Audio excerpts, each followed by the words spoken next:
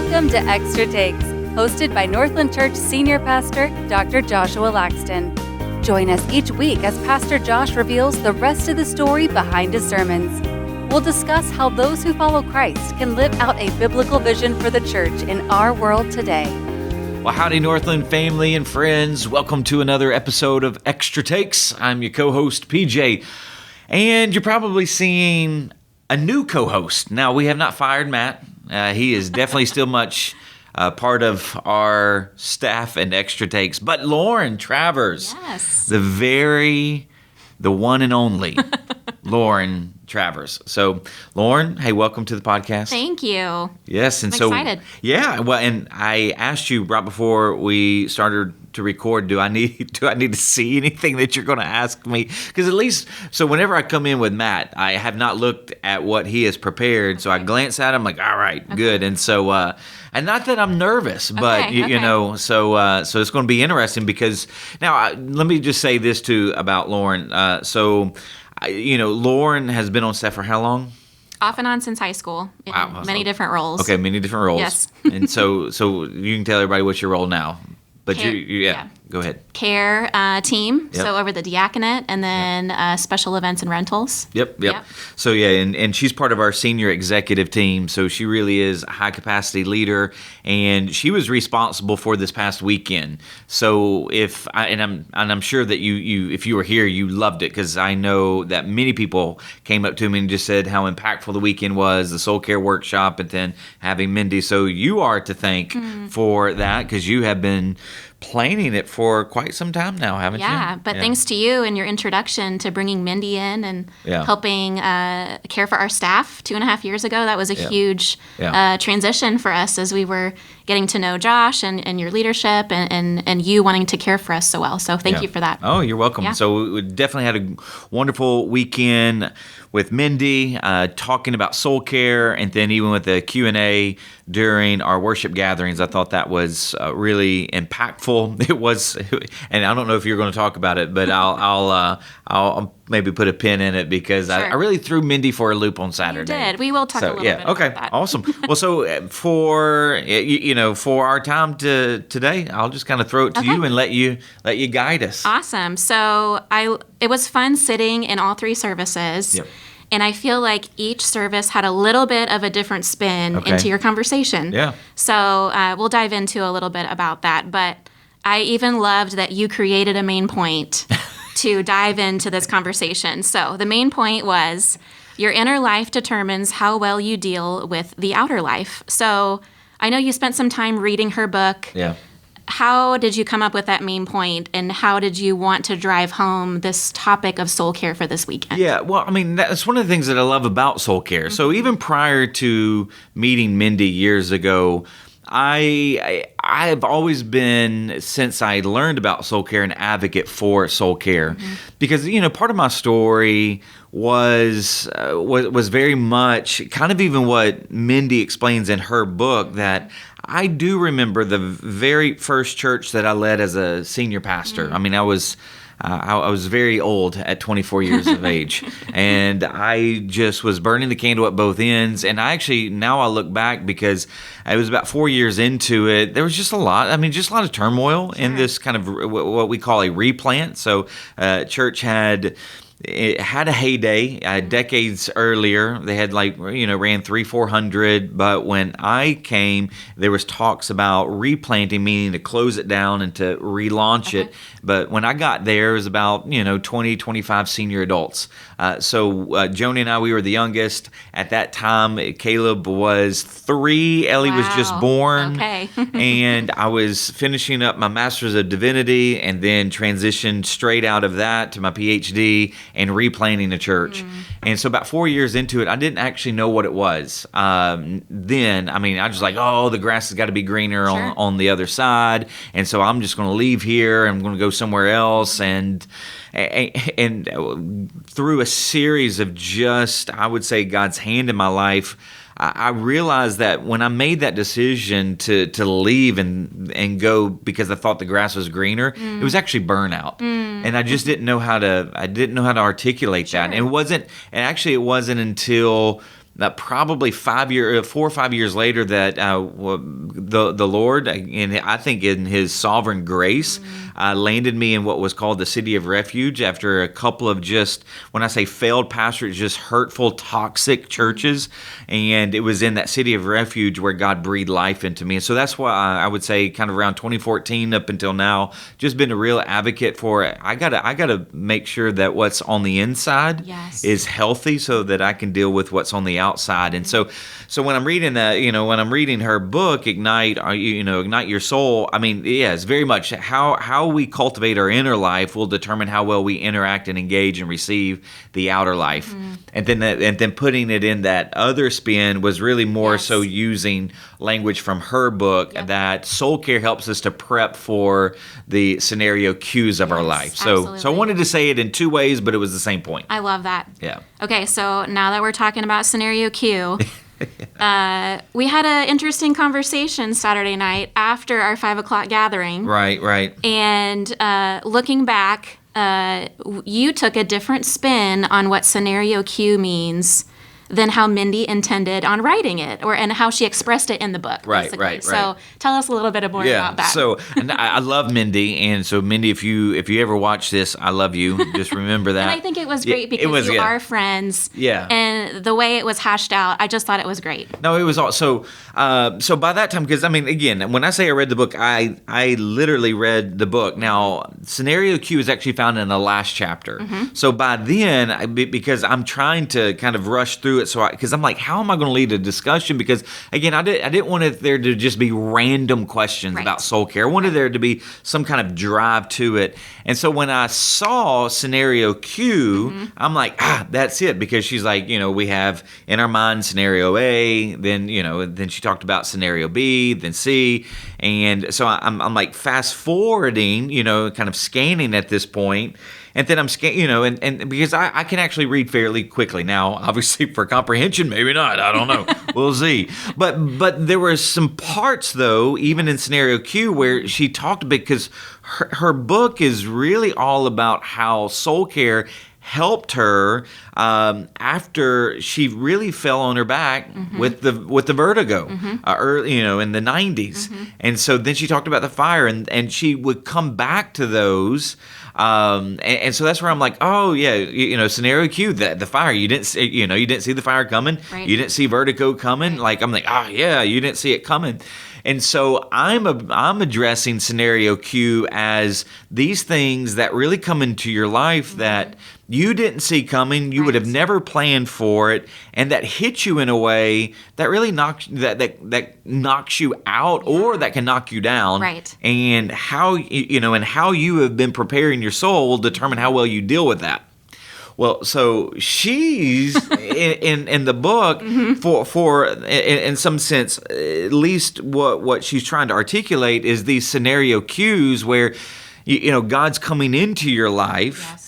And wanting to do something that you didn't even see coming. And she explains some of those things. And so I think even through our discussion Saturday night afterwards, because there are some, and I even showed her, I even read some of her paragraphs back to her, not to say like, I'm telling because again, it was really a good discussion, but I'm like, but this is where you confused me. Sure. Is that you specifically say here, and you mention the fire, and you have scenario, so I'm like, and she's like, I completely receive that. So that's where I feel like, there are certain things in our life.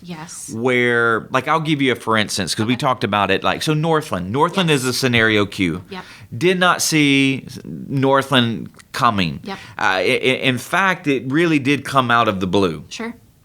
And there's several reasons why it even came out of the blue. But when I look at what God had been doing in my life, really over the last, I would say maybe 10, 15 years, and where I'm at, what He has done is He has converged my experiences, the good, the bad, and the ugly.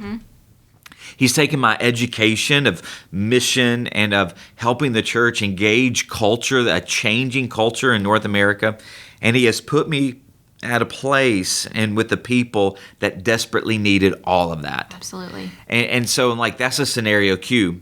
But I also look at my own life is that I would have never planned on going into the City of Refuge, which was a ministry for pastors that had gone through bad experiences, bad church experiences, or for some pastors, it wasn't my story, but they had fallen morally, and they needed some respite and needed some care and some intentional care for their families. And so, but I would have never though. But when I went into ministry at 17, I would have never said, "Hey, in 2014, I'm going to be at the City of Refuge," battered and bruised, and not even thinking I would go back into ministry. Sure. But it was actually during the City of Refuge where I actually call it the gracious breaking of God. Wow. Based upon Genesis 32, where God wrestles with Jacob and breaks his hip, and he will walk for a limp for the rest of his days, but he will always remember that he kind of strived with God, and in some sense he survived, because there was this gracious breaking where he knew that he was completely dependent upon the Lord. Wow, and so that's where that was a scenario cue. Northland's a scenario cue, but this is where if my heart and my inner workings of my life are not healthy, I'm not ready to receive scenario Q, whether it's really, really good or if there's a crisis. Right. So that's where Mindy and I, we talked that out, but I told her, I said, for Sunday, I will let you set up scenario Q so that there is no confusion. Which was so cool because that is how each service kind of took on its own little flavor of the discussion, which I loved. So if you attended one, you can listen to another one. That's what I would do. Yeah. So it was so funny though. So I went back and watched Saturday. Okay. Because Mindy had said that I threw her off. Yes, that's right. So I went back and watched, and so Sunday I said I saw the oh crap moment that I gave you. So which was pretty funny. Was it like a look or like a movement? It was kind of like it was this shift in the seat, and like okay, and so that but it was so funny. I love that. Okay, so I can tell you're passionate about soul care. Yep. And you even got a little lively at the 11 a.m. where you got out of your chair, which you hadn't done all weekend. Right. Why do you think there is so much passion for soul care, and just in general, or specifically for Northland as a congregation? Well, because I don't think people realize that they need it, and I think probably you might be a good example of this. Oh, 100%. So you're on it, because. Again, not to throw past regimes under the bus, but I think there's been a lot of hurt and heartache and exhaustion in staff members from the previous kind of season. Where I knew coming in, like, listen, I'm of the, I truly am of the camp where, listen, I do believe what we see with Mary and Martha and Jesus still rings true today. Jesus doesn't care if you're wearing yourself out in the kitchen to serve him if you don't know him. Yeah, well said. And if you don't know his heart. Yep. And that's where, he tells Mary she chose the better thing. Like, let that sink in. Like, Martha serving Jesus physically and literally in the kitchen. And she's upset at Mary sitting at the feet of letting Jesus just breathe life into her. And Jesus says, you chose the better thing. Yeah. Now, here's the thing. There's always a room, there's always a room and a place for kitchen ministry. Oh, absolutely. Like, that's part of the activity and the participation. In service, yes. But if you've not sat and let the Spirit of God work on your own heart, breathe life into your soul, it doesn't matter what you do. I used to get frustrated at that passage. Oh, yeah? Because I was such a, serve. Yep. That you have to create time for space. You do. To be fed. And it's very intentional. And so that's where, for me, when I first got here, and knowing even the transition, I wanted to make sure that the heart of the staff was healthy. And also, like, if you can get people to kind of begin to have this introspection of, okay, what's going on here, then they can even determine whether or not here's a good fit. Sure. But if you don't come up for air, and if you can't breathe, you really cannot see clearly. And that's why when you look at burnout and exhaustion, what you basically are doing to your body is you're forcing your body to live in a perpetual crisis mode. And this is another thing. So I love cross-disciplinary understanding of things. So that's why when I study crisis leadership and just crisis management. So when a crisis hits, and so it could be like the fires in LA, who are continuing to pray for. It could be a diagnosis. It can be maybe you lost your job. Like crisis can manifest itself in a variety of different ways. But when that crisis hits, you really have three reactions. You either flee, you freeze, or you fight. So that's why they call it the freeze, flight, fight, when a crisis hits. So, and this is where soul care comes up. Soul care allows you to come out of this kind of basement when a crisis hits, and it allows you to get into the workroom, and allows the Spirit of God to breathe in you, to breathe life, to bring peace. And what I find is that, and this is what I find in the church, what I find in many people's lives who don't even work in the church, but they work in the marketplace, and with all of their families, they live perpetually in a crisis. So they're either fighting constantly, they're retreating mentally, emotionally, so they're fleeing, or they're just freezing. They just don't know, they feel incapacitated, and so this is where soul care allows the Spirit of God to make movements in your life where you can handle the crises of life. Absolutely. I love that. Okay, so I imagine soul care and rhythms, care for yourself, has looked differently over the years. Yeah. Can you maybe speak to some tangible things that you have done, or things that have worked, or maybe things that you have had to pivot or change into over the years? What does soul care for you specifically look like? Yeah, and this is where, Mindy and I, and I didn't mean anything negative by it when I said it, but because she's an expert at soul care, she has, in some sense, I would say more of a library of practices. Sure. And what she would say, and this is where I didn't want to be unfair to her, it's not like she's teaching them in a rigid, standpoint that you got to do this, but I'm just saying that she had more of a library of practices. Yes, yeah. Whereas my soul care has, when I say it, it's taken kind of an organic shape through the years. But I would say where I first started was I actually needed a counselor, and that's where that City of Refuge season helped me. Is I had a counselor. Oh gosh, I did not like him at first. Ooh. James Eubanks is his name. Okay. And because he would ask me penetrating questions. Wow. And I hated that. Oh my gosh.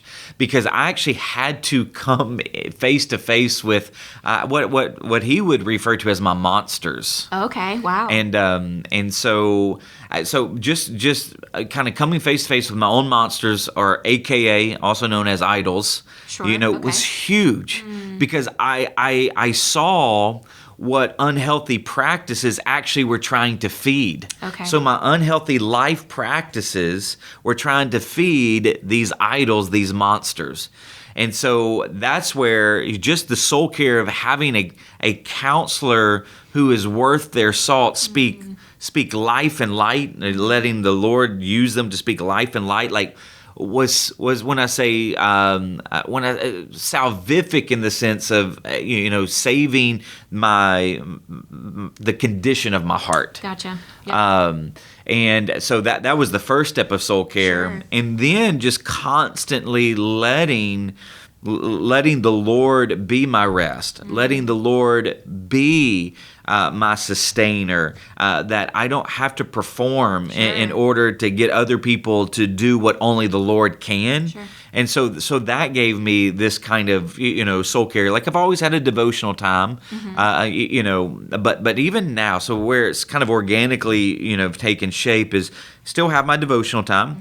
There, maybe a day or two where I don't get to the devotion time that like I want to, but things have changed though, because I don't feel like, God's going to strike me at some point during that day because I didn't dive into something. Right. But I definitely get away by taking a walk. Like this morning, I took a walk. Now it's funny because today, and I do this on occasion, but I put my earbuds in and I don't turn anything on because I don't want people to stop. I know this sounds I get bad, it. but I want people to stop me on the road. Sure. Because there are occasions where I do see people on the trail, but I want the earbuds in because I'm like in the zone, so I don't have anything going on. Sure. But it was just me and the Lord, just talking, praying. And what do Lord, what do you need to teach me, or what do you need to show me? And that's where for me it's this just slowing down. And just letting the Lord move. Yeah, I love that. And that's what I actually loved about the silent prayer thing, which we might talk about, because that was a new little introduction for me. But that's how it's just taken now, is just I really do live by. I did it in the notes, but when I looked at when you think about Sabbathing and resting, there's 4 things. There's a spiritual rest. And the author of Hebrews actually talks about how Jesus is our spiritual rest. Like, he is the rest. Like, that's why he's the Lord of the Sabbath. That's why Jesus says that he is the year of Jubilee. Like, he is our eternal reset. He's our eternal redemption. He's our eternal rest. But then there's the circadian rest. So that's that, once that sun goes down, God's telling us something. Yeah. Like, it's time to start winding down. So that's why I get about 7.5, 8 hours of sleep a night. Awesome. And then there's that weekly rest, the weekly rhythm, and so that's that Sabbath. Now we were talking. I was talking to a group in the green room Tell about us more this. about that. So, because there's a few theological camps out there in terms of Sabbath, or what, how do you observe it? What is it? Is a day now? So obviously in the Old Testament, Israel had the Sabbath, which was their 7th day. Yes. That was Saturday. And so God instituted the Sabbath, even in creation, that you are to work 6, you are to rest 1. And so he gives us this pattern. And so Israel, they were supposed to observe the Sabbath. Now, what that basically meant was, and I even talked about, the heartbeat behind the Sabbath on December 28th, 29th for our just virtual gathering. But the idea was for them to rest from ordinary work. So they were to rest from the field. Because it was an agrarian society, they were to rest from work that way. It wasn't, didn't mean that they couldn't have some kind of recreation. If they didn't mean that they couldn't walk somewhere or they couldn't enjoy creation. I mean, so what happened during the, during what they call the intertestamental period, where you have these kind of religious leaders now writing extra policy and procedure, extra rituals, where they started to add all of these extra layers of what you could not do on the Sabbath. Got it. So they completely distorted the Sabbath. But then, so when Jesus comes and through his death and resurrection, he does usher in new creation. He ushers in a new covenant, a new way of relating to God, where now Jesus, through his death and resurrection, has fully and completely redeemed us. We no longer have to do ceremonial sacrifices. Now the moral law still kind of intact. Not still kind of, it still is intact. Then you have the civil laws that they weren't, in terms of a kind of a nation, they were no longer intact. So Paul even talks about this in Romans, that we now live by the law of Christ. Yes. So when you look at living by the law of Christ, now you're looking at what has he specifically told us to do? What has he given us in some sense, maybe more of a kind of a descriptive picture of what we should do? Again, not a prescriptive saying you've got to do this, but a descriptive looking at his life. Yep. Like, taking naps. He took a nap. Now, he doesn't go and there's nowhere in the New Testament that says, thou shalt take a nap. Right. But from a descriptive standpoint, Jesus took a nap. From a descriptive standpoint, Jesus got away. He retreated. So you're looking at his pattern of life. You are looking at some of the prescriptive things that he says, like the Beatitudes. Blessed are those. So he's telling us things, okay? So now you look at it from a Sabbath standpoint. nowhere in the New Testament do we even see Jesus or even Paul saying the church must set aside Sunday, which is the first day of the week. Right. Now, what you do see is a description where the early church seemed to gather together on what they called the Lord's Day, the day where Jesus rose from the dead. That was a Sunday. Now, and that's why I always like to connect that to the first day of the week, because what he's declaring is that he truly is the dawn of new creation. Love that. Okay, but the Lord's Day was this kind of Sabbath day for the early church. So the question is, okay, has Saturday, the Jewish Sabbath, has it now moved to Sunday, the Christian Sabbath? Or is the principle and the heartbeat of the Sabbath, is it intact? Where you work 6 days and you kind of set aside one day and you rest from your work and you worship, okay? So I'm of the category and the theological camp where it is the heartbeat of the Sabbath. Yes. That's what, which is why when I came to Northland, because there are some churches that believe that you should not even be meeting. Now, what's interesting, there are some even Christians like Seventh-day Adventists. Right. They would say, no, you got to meet on Saturday, the original Sabbath, and worship. Right. Then there are some Christians that go, no, that Jesus rose from the dead on Sunday. That is the only day you can worship. And I'm of the category in the camp that says that the Sabbath is this now principle that it's always, it's always been. It was embedded in creation, but that you ought to live by this principle and this pattern that God has always wanted his people to follow. So I know that was a kind of a longer, explanation, but that's the rest. Yeah, I love that. So rest for you, typically Fridays? Typically, yes, typically Fridays, and I really try. I try to honor that. There are occasions where I do make exceptions, but it's definitely not the rule. I really, really need my Fridays. And my Fridays are, and to go through that even, that acrostic again is that for me, I rest my body. Now, for me, to be honest, like I know that for some of you, it won't compute, but in some sense, even resting my body from normal work is actually running. And so I'll do a long run on Fridays, and so it's just a way for me to rest from my normal work, but that's part of how I enjoy creation and enjoy recreation, is that I go out and I take a long run. So I've heard if you have a desk job, you might enjoy working in your garden. Right. And that's not work to you. Like Pastor John. Right. He is counseling so many people all week, and yet on Fridays he has land, right? And he enjoys cultivating that land. Yes. That's not work for him. Yes. But for those who may be in construction or have physical labor going on,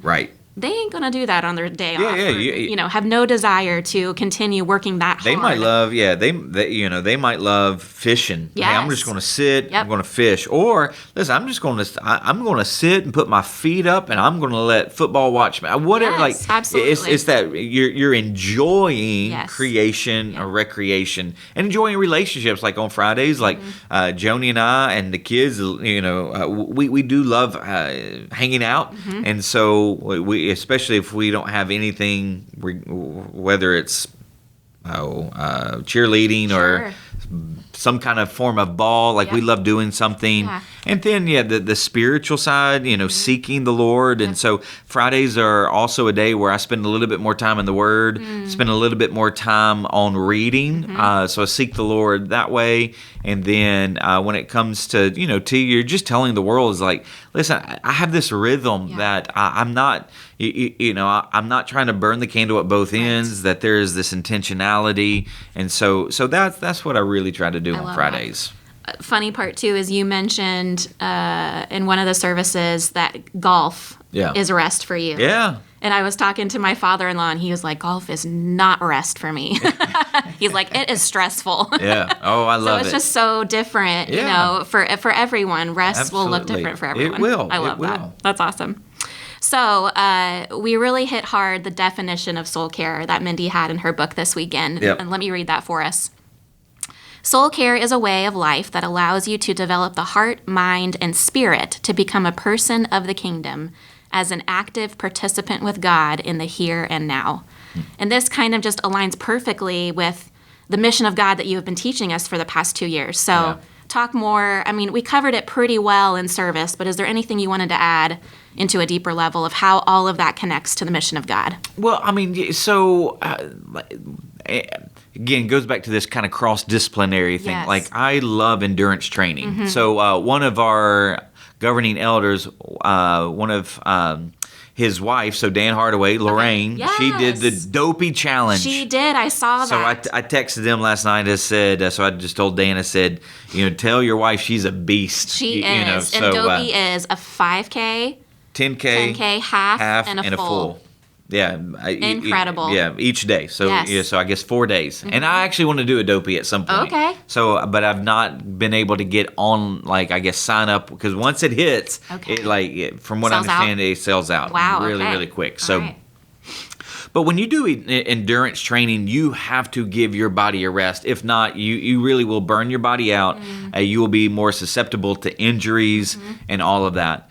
So therefore, you won't be as effective, and thus you won't cross the finish line. Sure. Okay, so what happens in endurance training also needs to be applied to the participation in God's mission. So if we don't have a healthy rhythm, if we're not taking care of our inner life that is supposed to be strong enough to withstand and to advance our what our outer life is supposed to be doing, then we won't be as effective for the mission of God. Sure. Which is the reason why, like, I want to make sure that we are healthy internally. Yes. Because if we're not healthy internally, then I'm telling you, like, it doesn't matter. Right. Like, what we like, either our witness will be tarnished in some way because we've worn ourselves out, and we will flail out, or Sure. we'll burn out, and so that won't be so that's why, for me, I loved her definition of how she connects really the inner life to the outer life, and that outer life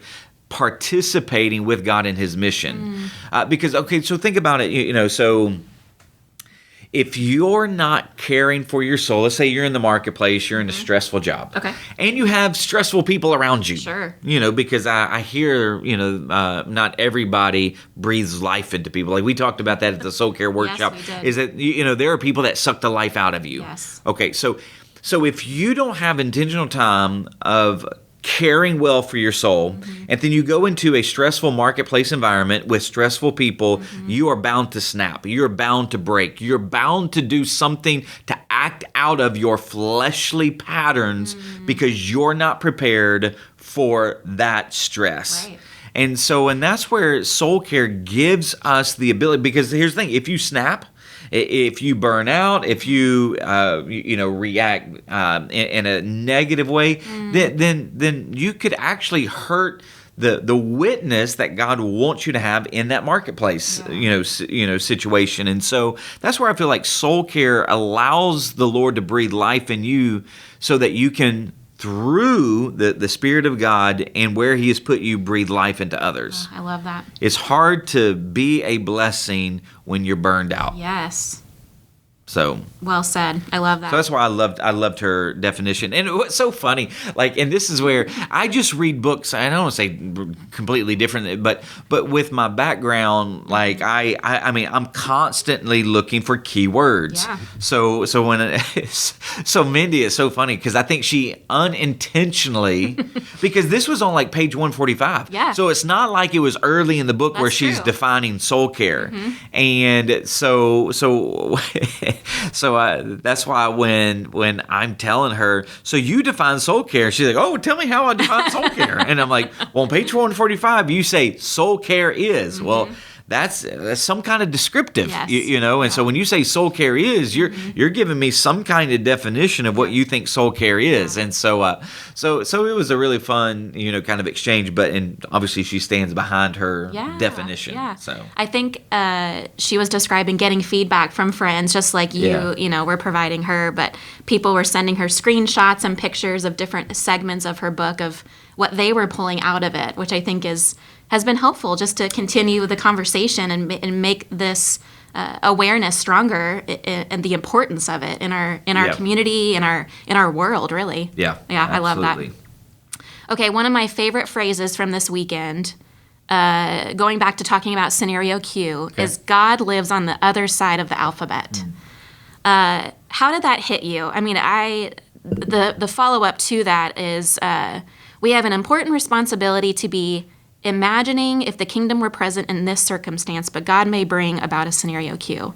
So just thinking about desires that God has for us that we can't even comprehend or think about. How did that hit you at all as we were unpacking God's desires for us, things that we can't even fathom? Yeah, I mean, what immediately came to my mind, and that's where I wanted to make sure, because sometimes it's hard when I'm doing a Q&A and I'm the one trying to drive, getting it out. Like, and sure, there were a couple of times where I added some storyline, some scripture. But when Mindy said that, I mean, immediately what came to my mind is that Jesus, he's the Alpha and the Omega. Yeah. And so in the Greek alphabet, Alpha and Omega, like that's the beginning and the end. So our God is the God of the alphabet from A to actually Z. Yes. And and when you think about our finite minds can in some sense just only go so far into scenarios. Sure. Which is why I like the way she broke it down, is because we always have the scenario A of what we'd like to see. Yep. We have the scenario B, what we would love not to see, and then we'll compromise and we'll do C. But to really try to think through, like that's why and this as a senior staff member, we talk about that great leaders play chess, not checkers. Yes, absolutely. And so when you're playing chess, you're thinking of all of these scenarios, right? But even then, we can't think of every scenario. No, I wish we could sometimes.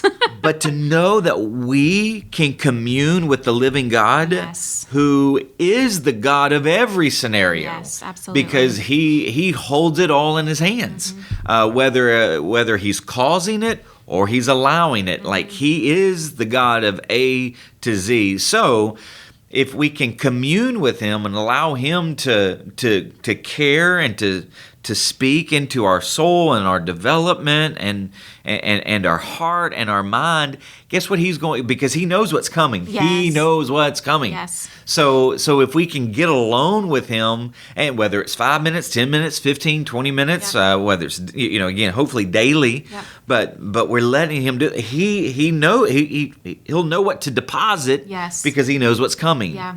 And so that's where that's where my mind went to when she said, God is the God of the end of the alphabet. And that's true, but He's the God of A through Z, and we like to really play it out in our mind, really, of the 3, 4, maybe 5 scenarios that we can, in some sense, at least hold in our mind, whereas. That usually never plays out that way. Right. I would have never thought in a million years that growing up at 17, because I was called into the ministry at 15, never would have thought that I would be in, Longwood, Florida, the Orlando Metroplex, leading such an incredible church with a credible history, but that had some really just hurtful transitional years, but plan on spending the rest of my life here. I would that would have never crossed my mind. And then to think of what I had to go through for God to prepare me for this, and that's kind of where I'm like, all right, Lord, I want you, and that's where now I know. So at 42, been doing this now for a couple of decades, knowing God even more now and wanting to obviously continue to grow, but saying, all right, I know this because I like to work in frameworks and patterns. So I don't want to get into a rut or a routine, but this is a healthy pattern, a healthy framework where I want God to breathe into me as He prepares me for what He has in store for me and ultimately through me. Yes, I love that. And that makes me think of the tagline, lighting a path to flourishing. Yeah. All of the hardships that you had to go through is where God has for you today. Absolutely. I love that. Okay, wrapping up this question, as Okay. we're looking ahead in Okay. 2025, Yep. how does this topic of soul care connect to or inform how we should be viewing our upcoming series with Believe Okay. and our other preaching series throughout this year? And maybe a second part, do we any desires that you have or things that we can focus on as a church body in corporate worship gatherings, or any thoughts or dreams that you have of how we can carry this topic and this important conversation of soul care into the rest of 2025? Yeah, well, I mean, this is where I'm grateful because as a leader, you always, if you're wanting to be the conductor and the composer for everything, I just don't know how good of a leader you are. Sure. You might be leading, and you might have a great effect, and that's great. But what brought joy, even more joy to my heart this weekend, is even though I obviously had a part, Sure. I didn't drive it. Sure. And and so that actually brings joy. So to know that you, like Lucy, John, and others have a heart for soul care, then I no longer have to champion it. That's So I was a catalyst, Sure, yeah. but now I no longer have to be a champion. So obviously I'm an advocate. I'm going to support it. I'm going to cheerlead it. So what I'm hoping that this this past weekend and the future holds is that now that it is, at least there's this awareness at Northland Yes. that there can be more people that do drive it and that champion Yeah. champion it. So I think we're looking at potentially starting a soul care life group. We are, yes. And see how that goes. And then obviously in departments, you see that. And what I would hope for, and again, this is what I would just hope for all Northlanders, is that, again, you don't have to be an expert in soul care, next week, but take that one little practice. Maybe it's the practice, hey, I'm just going to get along with the word, and I'm going to read, and I'm not going to read for quantity. I'm just going to read for quality. Yes. And so I'm just going to pick on a word, and so I don't. It could be so many things. That's why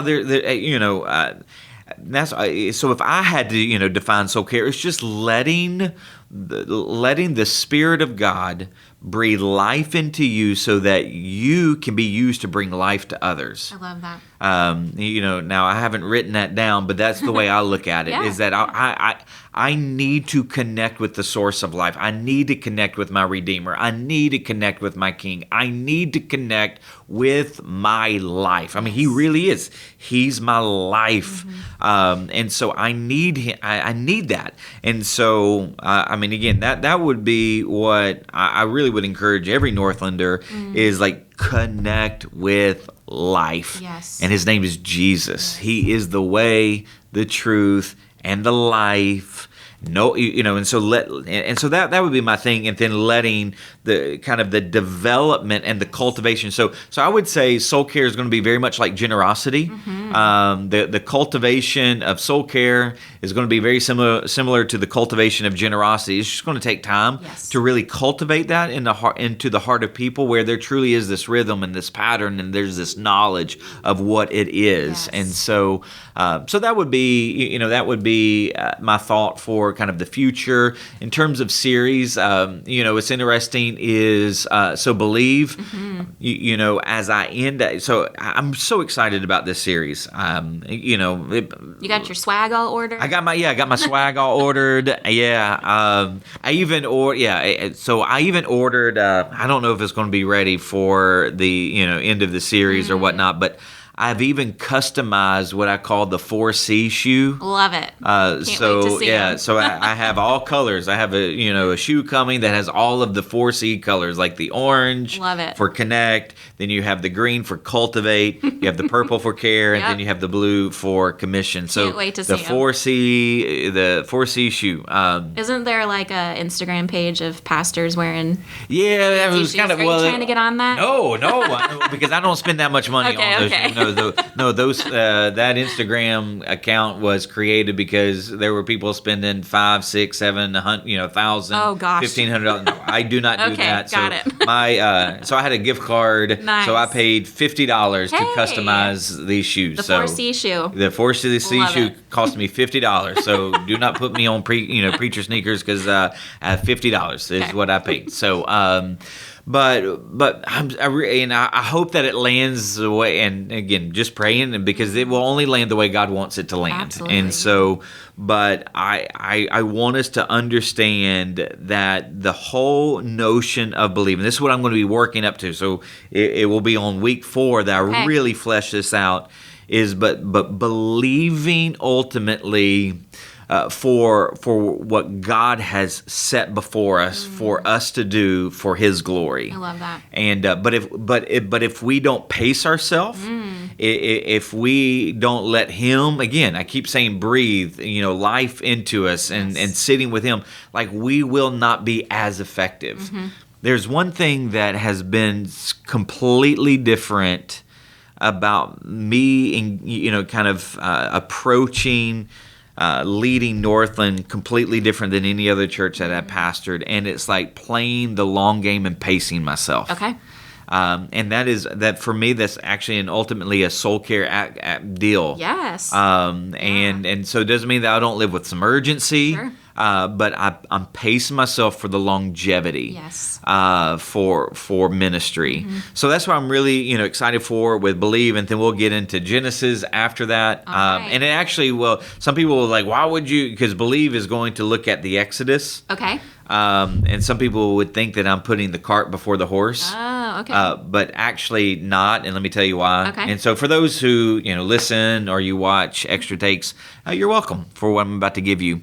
So you have to understand, and I didn't work it out this way. It just, I think the Spirit of God worked it out this way.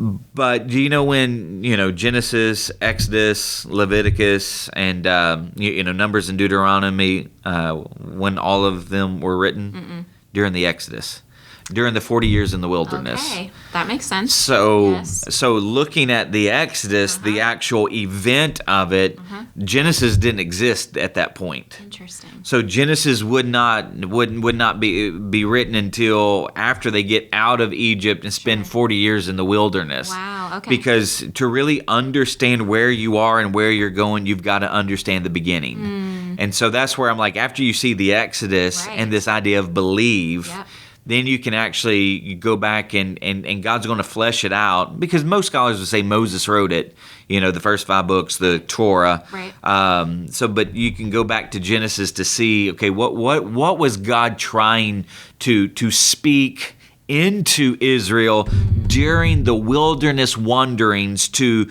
help them out in their present, but to prepare them for their future. Wow, that's cool. So. I'm excited. And so Sabbath was part of it. Yes. So Sabbath Look was at part that. of It it. all ties together. It all, yeah. I mean, the Bible is one big bow. Yes. And that's why I like to point out when I can and when applicable I can. So That's awesome. is that it? That's it. That was it. That's all I Well, that was easy. Well, I don't know, a bit easy, but it was a great conversation. Well, Lauren, thanks so much for joining us Thank you. for Extra Takes. And so, Northland family and friends, thank you for joining us for another episode of Extra Takes. We love you. Blessings. Thanks for listening to Extra Takes. Be sure to follow us on Spotify and Apple Podcasts so you won't miss a single episode.